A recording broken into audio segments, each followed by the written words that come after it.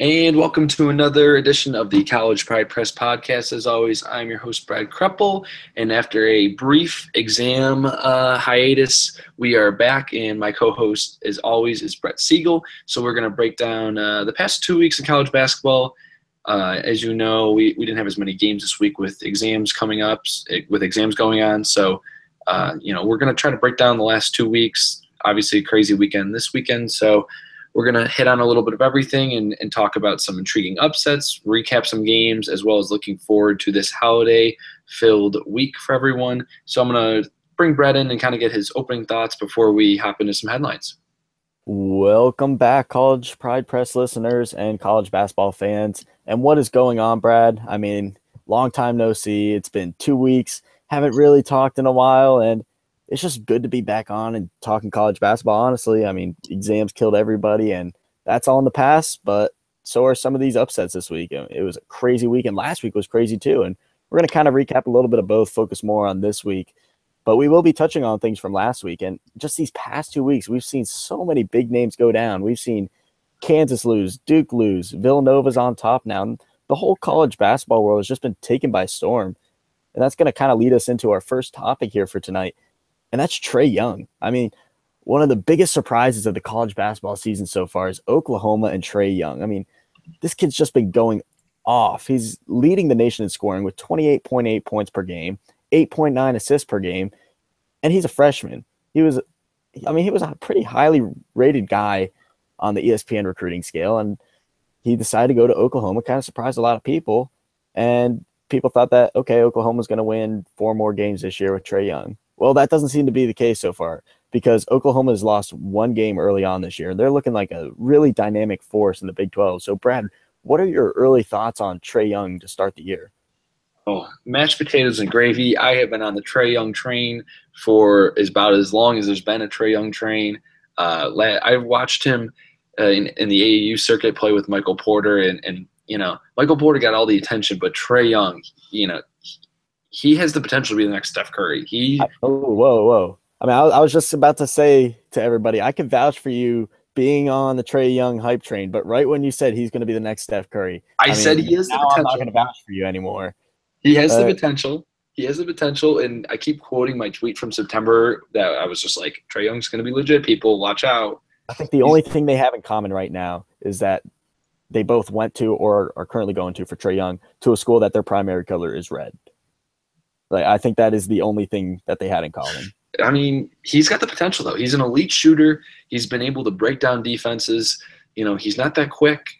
He's not Steph Curry. Stop.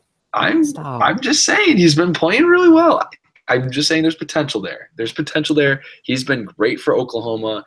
He's just been like a man-child. Like people are like, oh, like Trae Young had 29. He only had 29 last night. That's ridiculous. And they beat Wichita State, and he helped them beat Wichita State, which is absolutely incredible. On the season, he's averaging 28.8 points, 4 rebounds, 9 assists per game, and he's just shooting a 47% from the field, 38% from 3.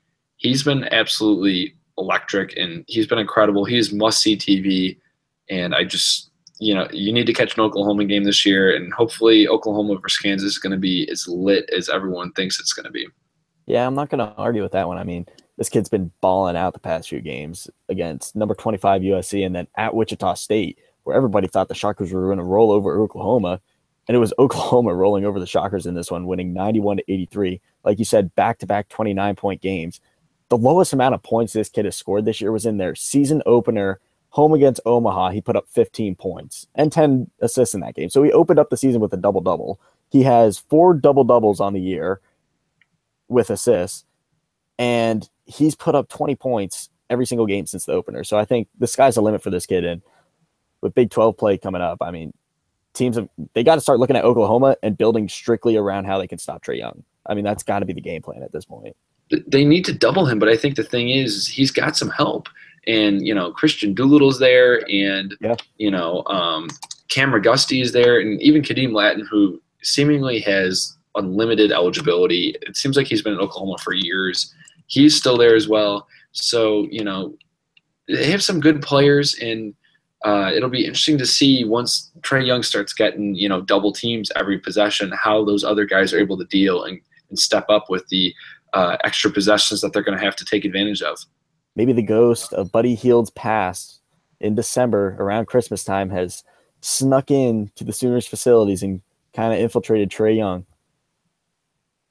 I hope so. The interesting note, I was looking up stats on this Oklahoma team.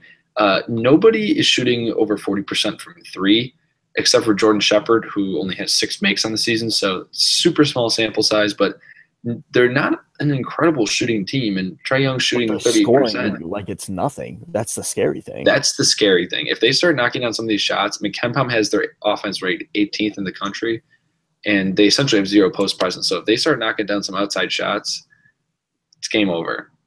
It's going to be game over. And the Big 12 needs to be on lookout, especially with this next team we're going to talk about, and that's going to be Kansas. Bill Self has ripped into his team, saying they got to get tougher. We haven't seen Billy Preston at all. We don't know where he is, what he's doing, what his status is. So what are your thoughts on, Bill Self's kind of post-game comments, ripping into his team, and this kind of the status of this Kansas team right now? Yeah, so this was after the loss to Arizona State, who we're going to touch on in a bit. It's having a fantastic start to the season so far. But Bill Self said, quote, "This is the softest team that Kansas has had since I've been here." Think about that for a second.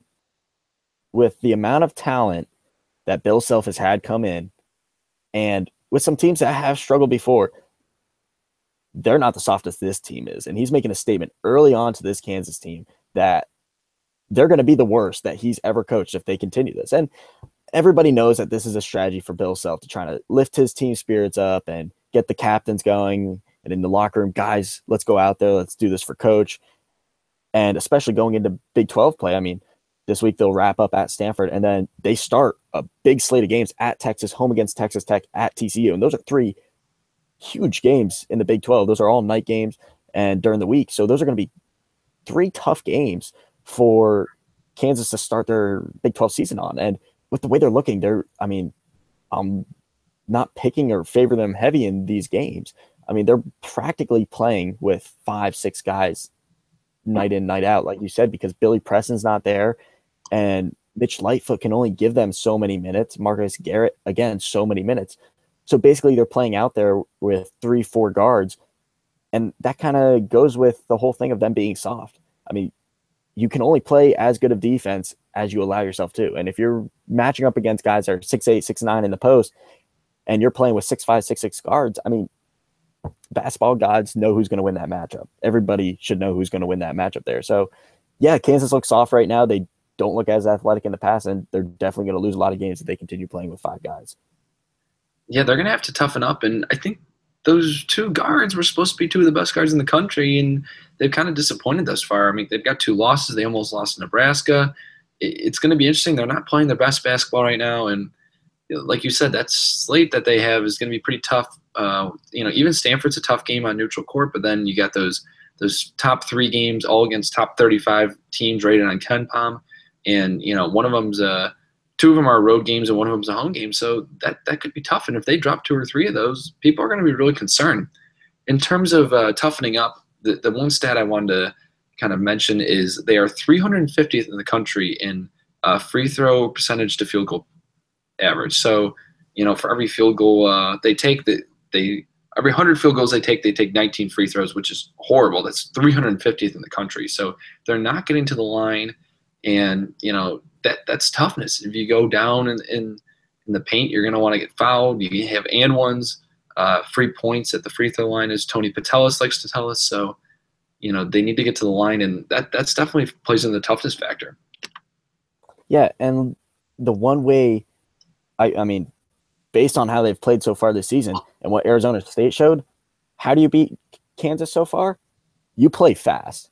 I mean, Kansas has 5 guys. Play fast, because if you try to get into their bench, you're not going to find anything. And these guys are going to be tired on the court. Arizona State played fast, and they beat Kansas at their own game. Kansas in the past is used to playing fast defense, but they can't do that this year. They're really going to have to take a step back and slow it down if they're only going to play with 5 to 6 guys every day. I mean, it's just not going to happen. No, that's definitely not going to happen. And their bench is horrible. When you're playing Mitch Lightfoot 36% of your minutes, you're in trouble. And so it's four guards and Udok Azubuike, and they just hope and pray that he stays out of foul trouble and is able to play a huge chunk of minutes, because if he's not, they are screwed against any sort of big men that have any sort of talent. And there's big men with talent in the Big 12. That's kind of why they're one of the better conferences college basketball. So now we're going to talk about one of the teams that Kansas lost to in the past couple weeks, and that's Arizona State. They are on a roll right now, and no one really saw this coming. I previewed the Pac-12, and I admit I thought that it was going to be kind of a down year for Arizona State. They've got some transfers that are kind of redshirting this year, but they have wins over Xavier, St. John's, Kansas, Vanderbilt, Kansas State, San Diego State. They're undefeated, and they've got some impressive wins to that resume. What are your thoughts on this Arizona State team and what Bobby Hurley's done with the Sun Devils? I think they're a really good team to start the season, Brad, and I think that we're going to continue to see the growth of this team and the senior leadership, but I kind of got to say they're a little unproven. And I know that you just rattled off all those wins. Those are impressive wins, but they really haven't played a good game on the road. Yes, they played the number 2 team in the country, Kansas, but Kansas is struggling right now. We just recapped that. We talked about how you can beat Kansas, and it's really not hard. You just have to play fast and get into their bench because they don't have one. So you look at what they have coming up to start Pac-12 play, 3 straight road games, Arizona, Colorado, and Utah. And those are all going to be true road games, and the fans are going to show up because it's a top 5 team in the country in Arizona State. They're not going to drop out of the top 5 after this week. They may even move up. Who knows? But at Arizona, that's going to be probably their best test of the season so far. And if they go into Arizona and are able to pull that out, I'll hop on the Arizona State train like I did last year with UCLA after they beat UK. I said that was their game that they had to prove. They had to go into a hostile environment, prove that they can withstand that, play their tempo, play to their style, and win the game, and I'll hop on the bandwagon. So right now for Arizona State, they're still improving in my book, but nonetheless, very impressive to start. 10-0. Trey Holder's been absolutely fantastic for them, improving every year. He's a senior now, averaging like 21, 5, and 5 for them. Definitely their go-to guy, and that will be the matchup. It will be him versus Alonzo Trier in that Arizona game on December 30th. So that's definitely something to look forward to with the Sun Devils. I think by the time you hop on the bandwagon, it may be completely full. So I mean, there's a lot of people high on this Arizona State team. That Bobby Hurley's a tremendous coach. Their guards are very free. It kind of reminds me of a Tom Crean team from the past few years where, there's lots of great offense and the guards are very free flowing and the offense is all over the place. They're 5th in the country in offense, 6th in effective field goal percentage, 3rd in free throw to field goal percentage, which Kansas was last in, Arizona State's 3rd in. So you can see there's a correlation to success in getting to the free throw line. And they're also 26% or 26th in the country on shooting threes. So the stats back up this team. The only concern, like you mentioned, defense. 125th in KenPom in defensive rating. They're going to want to kind of tighten up the screws on defense a little bit if they want to compete in the Pac-12 with, an Arizona or an Oregon, who are both going to be very good this year. And, by the time that they play UCLA and USC, they could have some of their kinks worked out as well. And I have a quick question because you're so high on Arizona State right now. So let's say the Sun Devils go into Arizona and handle the Wildcats easily. How far can this team go? Like, are they a team that could potentially go undefeated? Like, how far can they ride this? I don't think they can go undefeated. I think they're going to go as far as their shooting can take them. This is a very offensive-oriented team, and as we've seen, even with teams like Duke, if you are an offensive-oriented team, you're going to have an off shooting night, and you're going to let somebody go off because your defense isn't that great. So, that's going to cost you a game or two, here or there. And so I think they can go pretty far, but it's still as far as their shooting goes. If they have a couple hot shooters going into the tournament, they can make a run depending on the matchups. But, it all depends on how their shooting is and if they're able to improve that defense enough to more of a respectable level in the top, 75 or 50 if they want to be in that conversation as one of college basketball's elite this year. So they're probably more comparable to a team like UCLA from last season that went like 29-5, 30-4 going into the tournament, you think? I mean, I think their style of play is very similar, but yet that team had Lonzo Ball, who really was just a No complete Lonzo difference. Ball on the Sun Devils. There's no No Lonzo Lonzo Ball. Ball. Thank goodness there's no Lonzo Ball in college basketball or anyone with the last name Ball in college basketball. That's all I'll say about that. All right, next up, we're going to talk about some true tests await for Kentucky, West Virginia, and Xavier. All three of those teams really haven't been tested away from home, and Xavier only played at Wisconsin. So, what are your thoughts on kind of these three teams that are unproven away from what they're kind of used to and with their home cooking? Yeah, you just stole the words out of my mouth. It's unproven. I mean, you look at UK, and of course, it's going to be biased because I do not like UK and I go to Louisville. So that pretty much speaks for itself. But trying to be non biased on this, UK really hasn't proven themselves. I mean, they struggled at home. We saw that early on in the season. They've kind of picked it up recently and they've looked better. Played a thriller against Virginia Tech that we're going to touch on a little bit later. But they're unproven. I mean, they shot really well against Virginia Tech, but other than that, they're averaging 4.5, 5 threes a game. And their first road game will be on January 3rd. Other than that, it's been straight home games or neutral court. I mean, they played neutral court against Kansas and Monmouth and UCLA coming up this Saturday, if you count those as road games. But true road games where it will be only one team's crowd there and maybe a few of their Big Blue Nation stragglers. So, I mean, Kentucky just has a lot to prove. They don't look like a good shooting team like they have in the past. Kevin Knox can only shoot so well. Diallo had one of those games against Virginia Tech, and that's not going to happen every day. So, I mean, Kentucky will host Louisville, and that should be a pretty good contest because who knows? Maybe a lot of Louisville fans show on that. Should be 50-50. Maybe it's another one of those kind of neutral court environments where the crowd isn't always in your favor, but that will definitely be a really good game to watch. It always is a thriller. But then a team like Xavier or West Virginia, again, West Virginia, a shaky team. I mean, if you figure out how to play fast against them, you can break the zone. If you break the zone, West Virginia doesn't know what to do.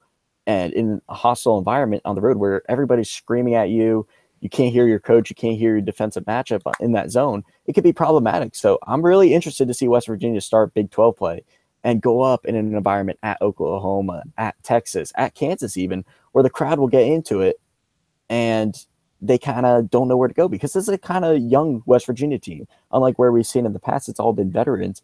This year, it's not like that. And same thing with Xavier, except they're veteran, but they're still struggling defensively. So it should be interesting when all three of these teams go into a true road game. We'll probably see some upsets.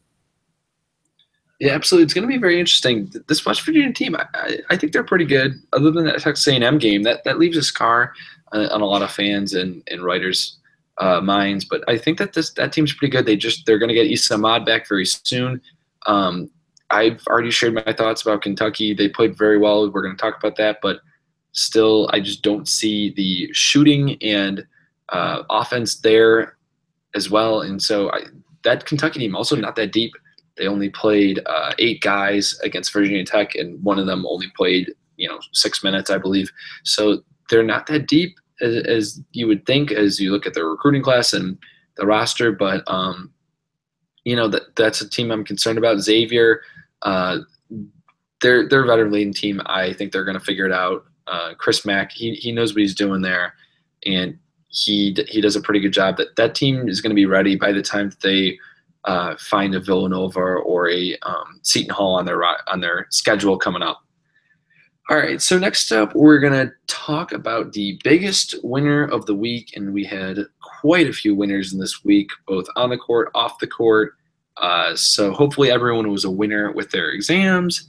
And other than that, we're going to talk about some winners on the court. So we're going to go, Brett, who's your biggest winner in the past 2 weeks?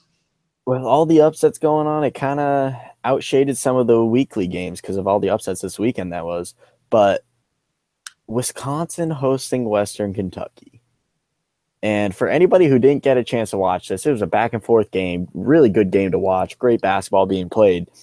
But Wisconsin, I believe they were up and Western Kentucky tied it up.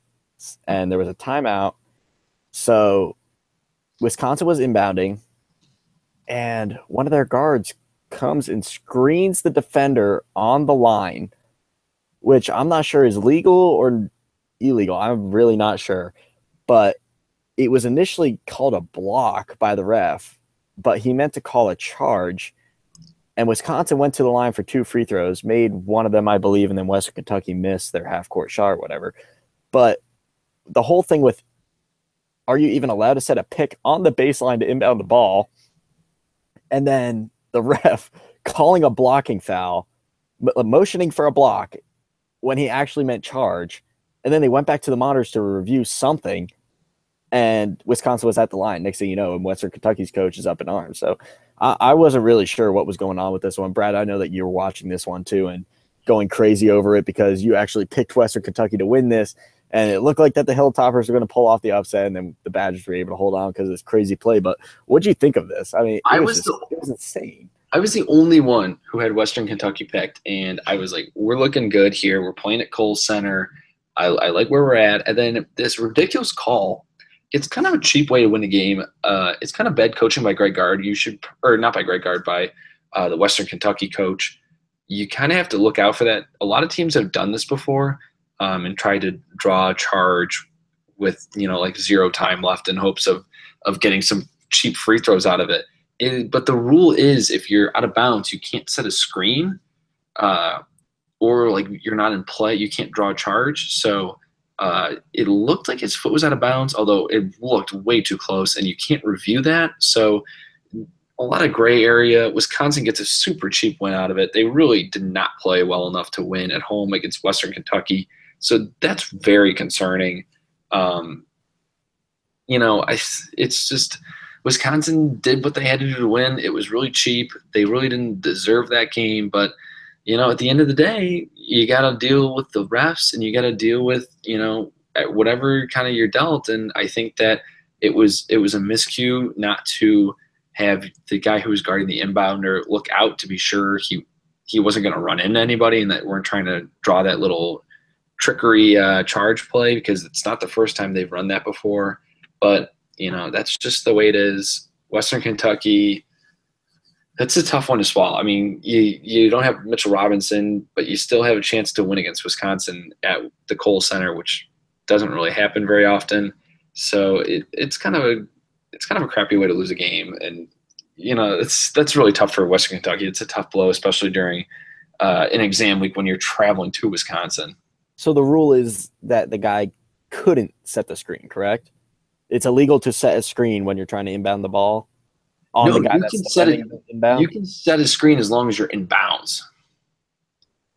So his foot was on the line, because I didn't see that. That was the thing. It was so close that like the angle that was zoomed in, like you couldn't really tell anything. So if his foot was out of bounds, it's illegal. I thought his foot was out of bounds, and so that would make it illegal. Then. But then you can't. Well, then it's just like a no call, I guess. I'm not really sure. But then the ending to this game was absolutely insane. The ending of the game was nuts, especially because the ref signaled the wrong thing. And then he was like, well, can't you review it to see if he was out of bounds? And like, no, we can't review that, which is the dumbest thing ever. Then why do you have review? What are you reviewing then? Why even go to the monitor? It's dumb because there's like situations where the ref can be like, we want to go to the monitor and like check. No, but what I'm saying is, what's the point of even having review in basketball if you can't review that? Well, no, like, isn't that the point? No, I completely agree with you. I'm just saying that it's dumb because it's kind of up to the officials, because like the officials can be like, oh, we want to go and check, or they can just be like, coach, you're wrong. Like, we're definitely right on this. Like, we're not. It's unreviewable. Once again, the refs in college basketball striking, and once again, the media is all over it. So. Let's kind of move on from this. That way we're not talking about the refs and the rule changes the whole time. So, Brad, who was your biggest winner of the week, whether it was a player, a team that pulled an upset? My biggest winner of the week is going to be Rutgers University. Out of the Big Ten, they have been pounded year in and year out since they entered the Big Ten.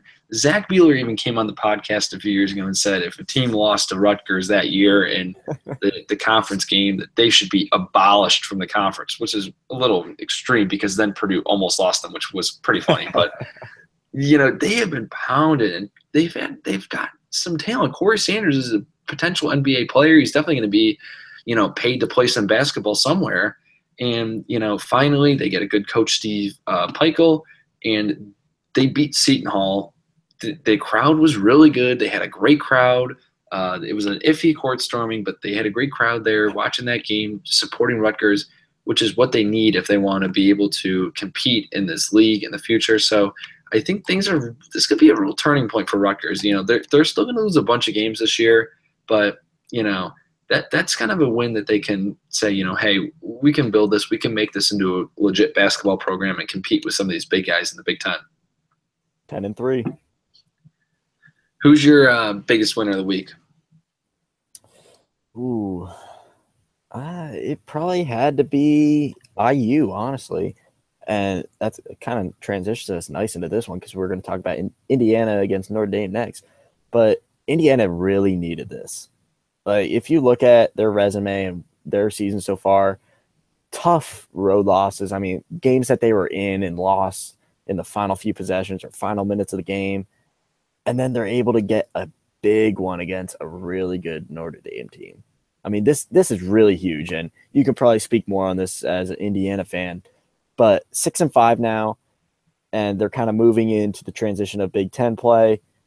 They actually already started their 1-1 in Big Ten play with the loss at Michigan and then the win against Iowa. But you look at their resume so far, other than opening day against Indiana State, they don't have bad loss. I mean, at Seton Hall, Duke, at Michigan, at Louisville.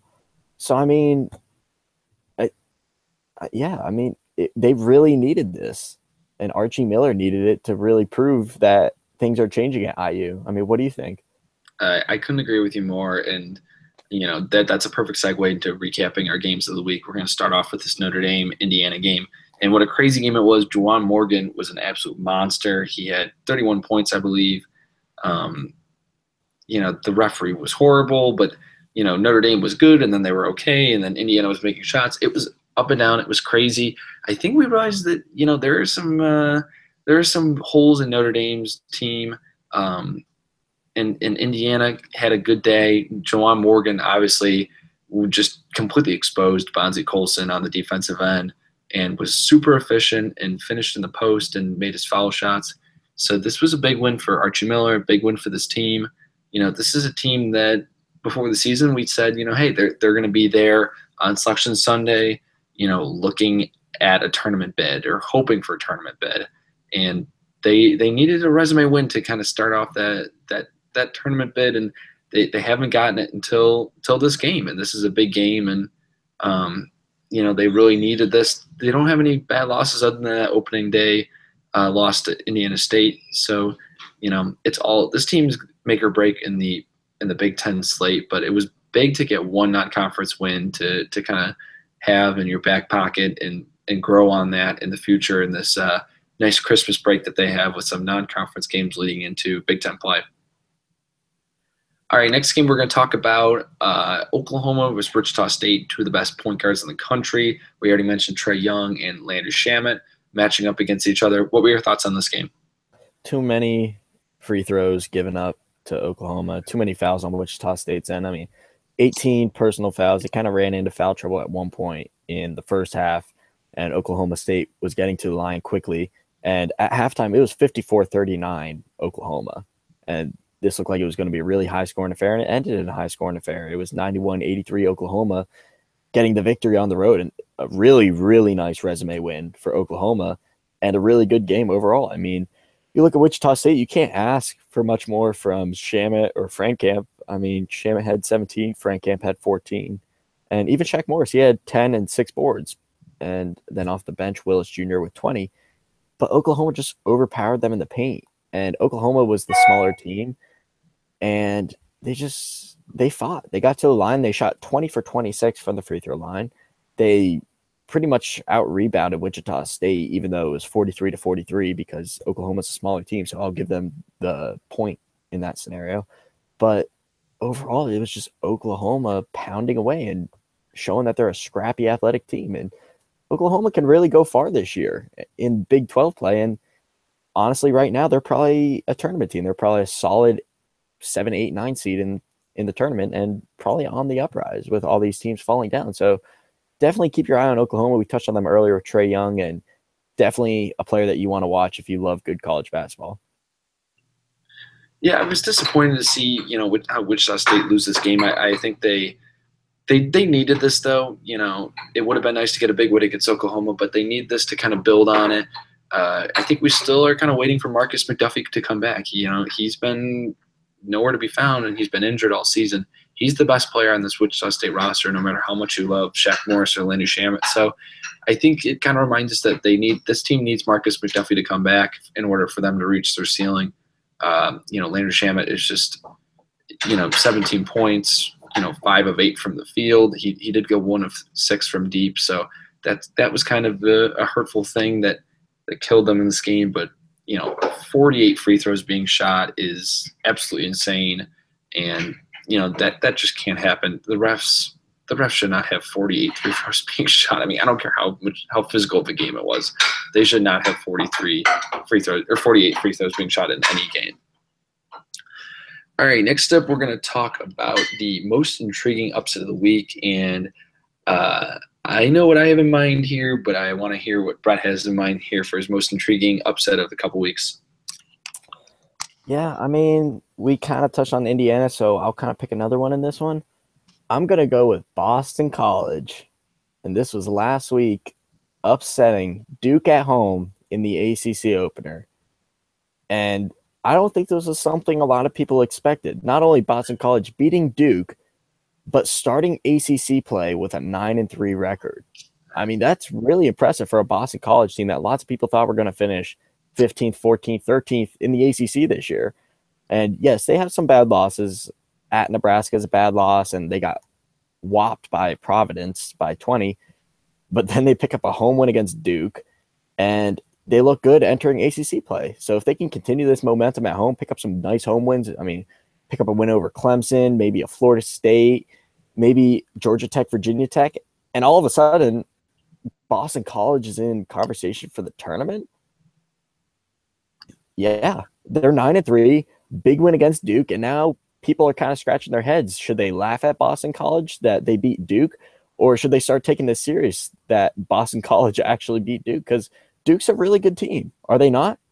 Like, they are one of the best teams in college basketball, and I'm going to stand by that right now. I mean, it's not a bad loss for Duke. You look at the game. Duke lost 89-84 to Boston College. Yeah, it's funny because Boston College has been very bad lately, but Kai Bowman practically had a triple-double in this game. He had 30 points, 9 assists, 10 boards. You look at what Chapman did, one of their guards, 5 for 9 from 3, 22 points. What did Robinson do for Boston College? He only went 5 for 5 from three-point range. They were 15 for 26 from three-point range, while Duke only shot, I think it was 21% from 3. So, yeah, I would expect Boston College to win that game. Duke kind of looked flat. And Marvin Bagley didn't have a great game. He still ended up with really good numbers, but not a great game for him where he puts up 20 points and 15 boards. So it's not a bad loss for Duke. It's a young Duke team, their first true road game, and they'll regroup for ACC play. But the big storyline is that Boston College looks good. Wait. First true road game? Is Assembly Hall not considered a road game? First true road game in conference play. Okay, all right. It's also their first conference game, so yeah, first a lot of things. Yeah, a lot to learn. The only thing I'll say about this is this is college basketball, and this was college basketball at its finest. So it's kind of perfect. So everyone is saying Duke this. Even you were high on Duke. Potential to go undefeated and this and this. This is college basketball. Oh well, not this year. That was last year. Not this year. You said maybe I was a year off. So there was tinkering. You were one more podcast away from saying it. So this is college basketball happening, and teams are gonna have off nights. We're still dealing with 18 to 22-year-old kids. They're gonna have off nights, and so Boston College just took advantage. And I think the real thing that happened in this game is Duke should have won this game. They were in the bonus before the under 16 timeout in the second half. I don't know how you just don't attack everything and get to the line like 500 times there. Like if you're in the bonus with 16 minutes left in the game, then you should be on the line like 5,000 times. Like that's ridiculous, especially with today's refereeing with the freedom of movement. You should definitely take advantage of the fact that you're in the bonus before the first TV timeout. That's also going to be my most intriguing upset of the week. Like that was just such an interesting game. The way that BC played, the way that Duke kind of fell, turning the lights off in the court storming, which was the dumbest thing ever. Like I don't know why That's anyone gotta be thought that one was a of the good idea. biggest safety hazards in college basketball. And I tweeted out, I was like, court storming is great. It's fun. It's college basketball. And don't get on this like, oh, like there's a safety hazard. If you have a good staff and like good security, no one will get injured unless it's like some like kid With the like jumping lights up. out, No, I'm saying like if you deal with it properly, like keeping the lights on and like having security guards that are like responsible for like getting the opposing players off the floor, getting the coach off the floor, and then like making sure everything's okay. Court storming is fine. Turning the lights off is literally the dumbest thing ever. Like how can anyone unless see it's glow stick night. I Oh, mean, like it's so dumb. Like how dumb are you? yeah, I don't know. Boston College, take notes, give out glow sticks if you're going to storm the court. No, That kind of moves us into our close. next segment here. We're going to do a little bit of over under and kind of some surprising things that we're going to pick. Are they going to go over this projected number or under? So I'm going to kind of start it off for you, Brad. Boston College with this big win and turning the lights off. Over under 8.5 ACC wins this year. 8.5 ACC wins. I am going under on that. I'm going under. The ACC is really good this year. I mean, you're gonna have to rack up your wins against Wake Forest, Georgia Tech, Pittsburgh. That's 3. You throw in an NC State maybe. That's 4. Getting to 8.5. That's tough. That's a bunch of upsets. Then I'll make a lot of the teams left on that schedule are top 30 teams at KenPom. So unless you're able to beat Syracuse twice, that still kind of puts you in the margin of error beating Syracuse twice. So I'm going to say under, and it's more on the conference than it is on the team of Boston College themselves. So the lights will stay on in Boston College. The lights are going to stay on, at least for the most part, until they win some random game again, and they're going to turn off the lights. All right, next I'm going to do over-under for you. Big East will have 4.5 tournament teams. Are you taking the over or the under on that?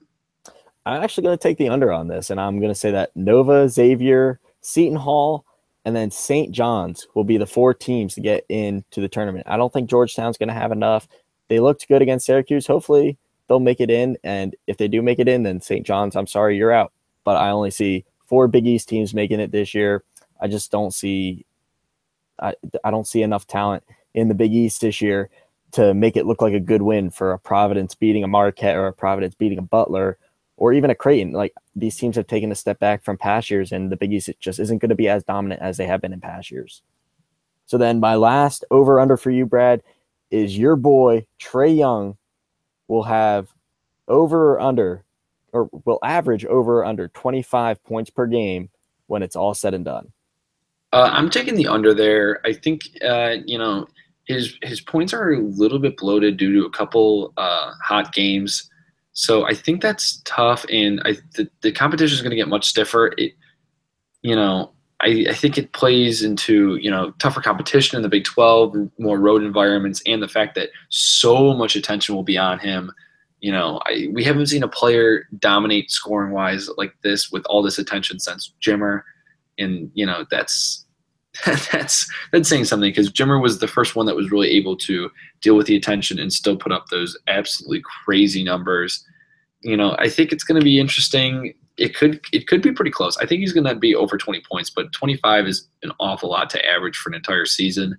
He's at 28 now, so regressing down to below 25 would not be that disappointing for him in conference play for the Big 12.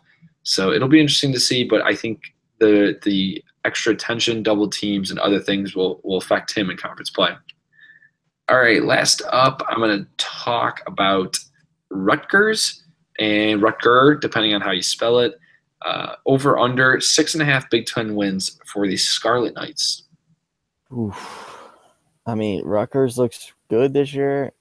Yeah, I'm going to go with it. We're going over 6.5 wins for Rutgers this year in the Big Ten. So Zach Beeler looks like that we're going to be kicking out 7 teams from the Big Ten. So start calling up other teams to see if you can get them to go there.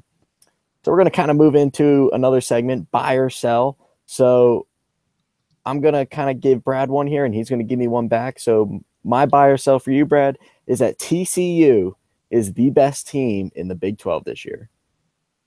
I'm gonna sell that because of Billy Preston. If Billy Preston plays, and I think he's gonna play this year, I still think Kansas will put it together and become the best team in the Big 12. But TCU is a very interesting team. I love Jalen Fisher, love Vladimir Baryansky.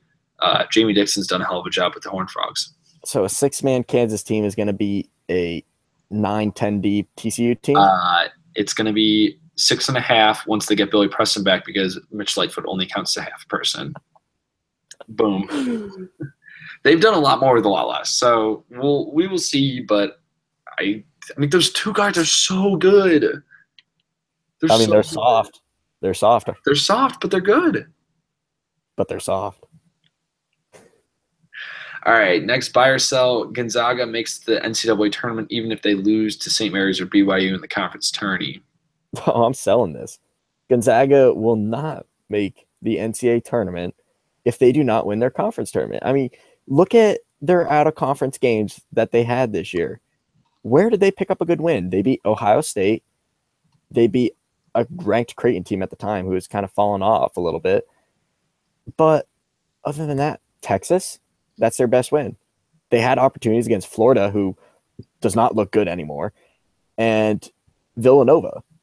And those were their two best chances to pick up good wins. And I guess they can still pick up a good win based on basketball ratings when they play BYU and St. Mary's. But they're a 2-loss team. And honestly, I expect them to lose at San Diego State on December 21st. So if they lose that, definitely, if they don't win their conference tournament, they're done. But a lot of people still think Gonzaga will be in because of their name. Personally, I don't think that they should be in if they do not win their conference tournament. I agree with you. I think it's going to be a tough season for Gonzaga, and I think maybe the name will kind of squeak them in. I know it has before, based solely on the fact that they are Gonzaga and the history that they have. All right, next up, we're going to do our weekly segment that we call Sweat, Don't Sweat. So we list 3 teams, and then we talk about whether their fans should start sweating or not. First up, Seton Hall losing to Rutgers. Should they sweat or not sweat?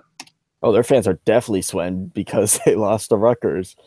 And it goes with the whole thing. Like, Rutgers is good this year. Like, there's no denying that. Rutgers is going to be a solid basketball team. Boston College is good this year. They're going to be a solid basketball team. Arizona State is really good. All these teams that were bottom of the pack last year are suddenly good now. And college basketball is a lot more interesting. So Seton Hall fans are definitely sweating after the loss to Rutgers. But in the long run, no, they shouldn't sweat. It was a little hiccup. They lost to a solid team. They'll move on. They'll rebound. They're a really good basketball team.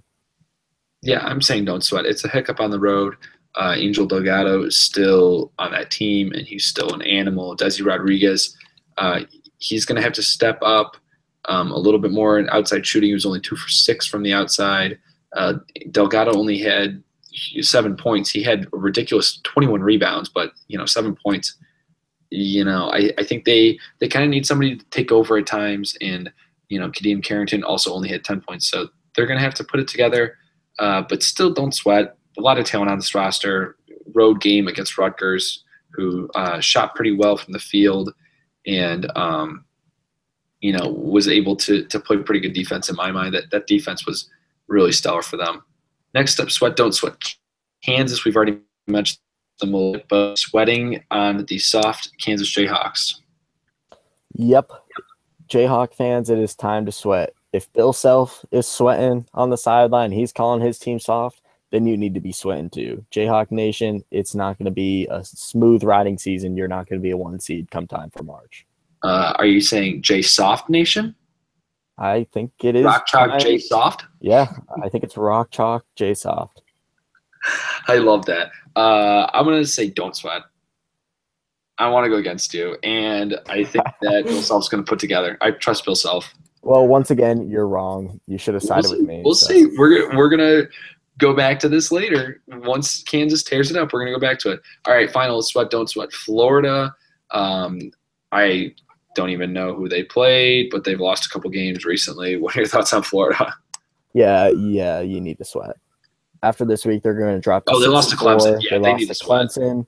Last week, they lost to Florida State, Loyola Chicago, and then barely beat Cincy. You need to sweat if you're a Florida fan because you looked so good coming into the year. You were a top 5 team, and then you just kind of dropped. And we don't really know what the answer is. They're scoring in bunches, and everybody was contributing. Now everybody's contributing, and they're not scoring in bunches. So nobody really knows what the problem. It's time to sweat. Just a quick note on Loyola Chicago. They are ranked higher on KenPom than a certain team that you predicted to have 7 wins in the Big Ten. So they're ranked higher than Rutgers on the KenPom scale right now. So don't hate on Loyola Chicago. They should go into they the don't Big have any Ten. top 100 losses right, or outside the top 100 losses right now. So very interesting.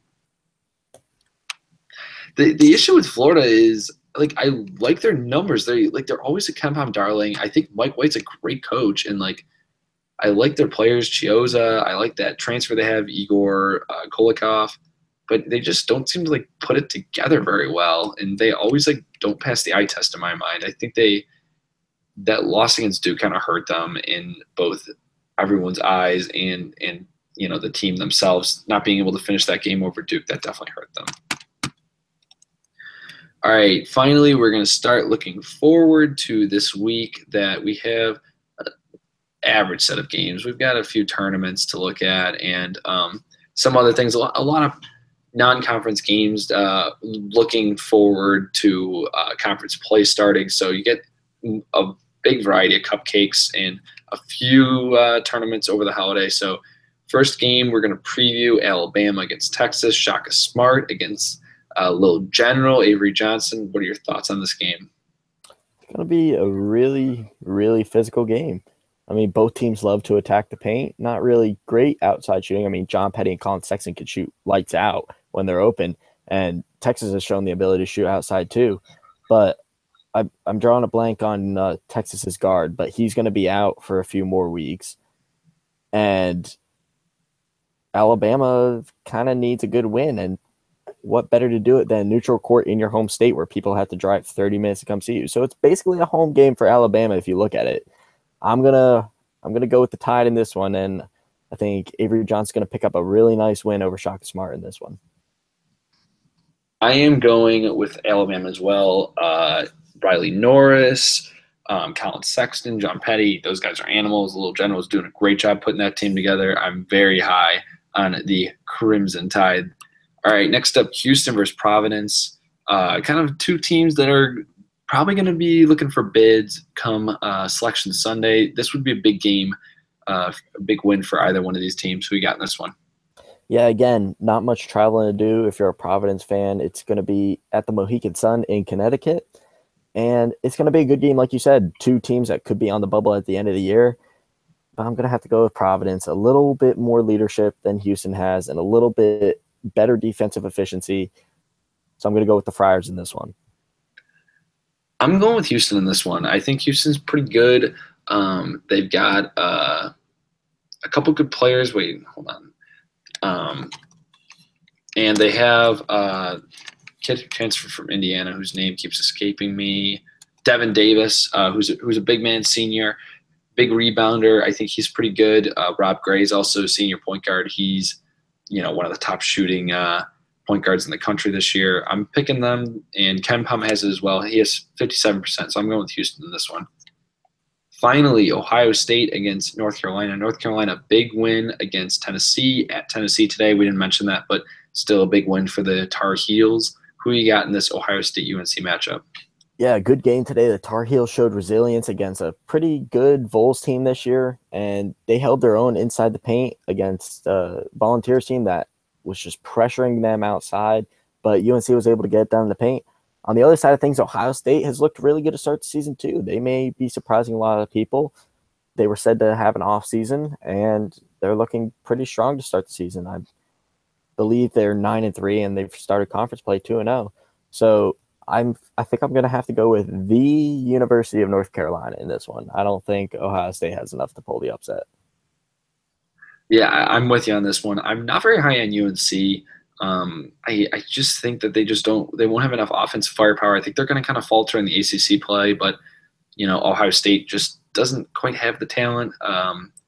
It'll be interesting to see. Chris Holtman's a great coach. Musa Jallows look pretty good. They also have some few guys that are still left over from Thad Matta, but I believe this UNC team with Roy Williams is going to be able to outlast this game. This is going to be a good game, better game than people think, because I don't think UNC is as good as everyone's ranking them, but it'll be something to watch in the coming weeks.